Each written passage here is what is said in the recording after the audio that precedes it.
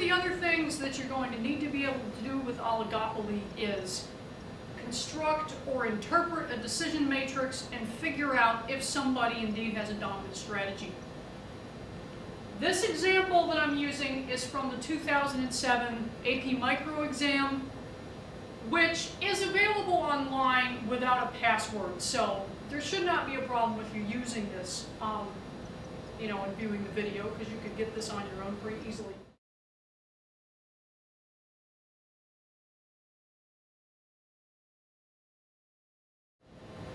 The thing that threw people off last year was that thousands of students tried to interpret this like it was the prisoner's dilemma. Remember, with a prisoner's dilemma, you have a matrix, but you can't have two winners. It is a zero-sum game. One person wins, one person loses, the end. When you're dealing with oligopoly businesses and oligopoly strategies, that's not necessarily the case. You could have both firms with a dominant strategy. Dominant strategy means that for that firm, they'll make the same decision regardless of what the other firm does. If they would always make the same choice, they have a dominant strategy. If it depends on what the other company does, they don't have a dominant strategy.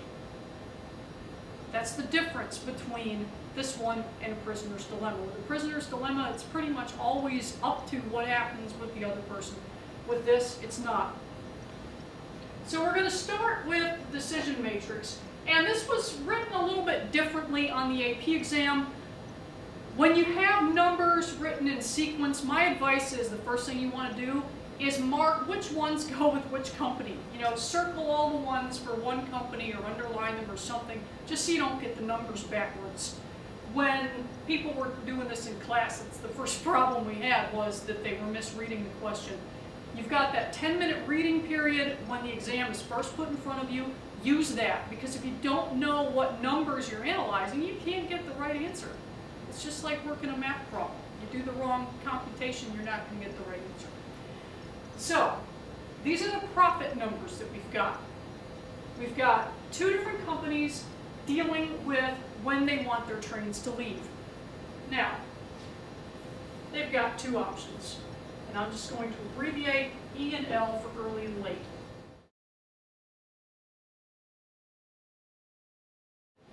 So if Rankin and Roadway both choose an early departure, Roadway makes $1,000, Rankin makes $900. If they both choose a late departure, then Rankin makes $800, Roadway makes $700. So how do you look at this and figure out if somebody has a dominant strategy? Well, let's start with Rankin. Where are they going to be better off? If they choose an early departure, we've got, let's see, $900. Let's see, or $650. Okay? If they choose a late departure, it's going to be $850 or $800. Well, their best options are going to depend on what happens with Roadway. They don't have a dominant strategy here. Rankin, no dominant strategy. Because their best options are early if Roadway goes early, or late if Roadway goes early. It's dependent on the other company, no dominant strategy. But look at Roadway.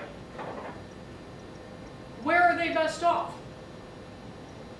If they go early, it's $1,000 or $950. If they go late, it's $750 or $700. No matter what Rankin does, they're making more money if they go early. That's their dominant strategy.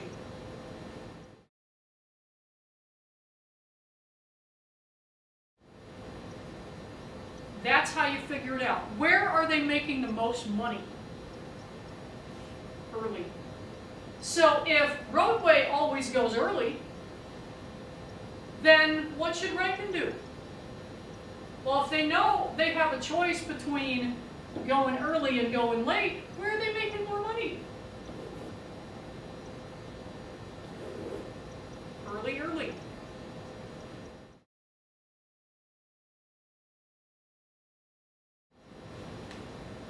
This is a dominant strategy for roadway. Rankin does not have a dominant strategy, but based on what roadway does, that's what they're going to do because they're not stupid and they have a profit motive. So that's the amount of money that they're going to make because that's what they're going to pick. This is how you want to break down a question like this. If you have an oligopoly with only 2 firms, then the technical name for that is a duopoly. I don't know if you need to know that. If you saw a question like that on the test, I'm sure you could figure it out. But that's how you decide dominant strategy. Where are they better off? It doesn't depend on the other player. If it's dependent on somebody else, then they got nothing.